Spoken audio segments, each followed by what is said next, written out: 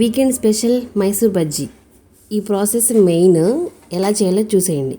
ముందుగా ఒక బౌల్లో curd, water, baking soda, salt వేసి బాగా విస్క్ చేసుకోవాలి. ఒక 10 మినిట్స్ పక్కన పెట్టేసి తర్వాత మళ్ళీ ఒకసారి విస్క్ చేసి ఒక కప్పు మైదా, జీలకర్ర కూడా వేసి బాగా ఎంత వీలైతే అంత బాగా కలుపుకోవాలి వేళ్ళతోనే. మూత పెట్టి ఒక 10 నిమిషాలు నాననివ్వండి. ఆయిల్ హీట్ అయ్యేంత వరకు సరిపోతుంది. ఎంత వీలైతే అంత వేళ్ళతోనే ఇలా పైకి కిందకి కొడుతూ బాగా విస్క్ చేయాలి. తర్వాత మైసూర్ బజ్జీ రౌండ్గా సాఫ్ట్గా రావాలి అంటే చేతులకి ఆయిల్ రాసుకుని బజ్జీలు వేయాలి. చూసారా, బజ్జీలు ఒకటి వేస్తుంటే ఇంకొకటి పొంగుతుంది కదా. పిండి అలా కలుపుకోవాలి. అప్పుడు ఇంత సాఫ్ట్గా గుల్లగా వస్తాయి బజ్జీలు. సింపుల్, మైసూర్ బజ్జీ రెడీ అయిపోతుంది. పల్లి చట్నీతో తినండి, సూపర్ ఉంటుంది.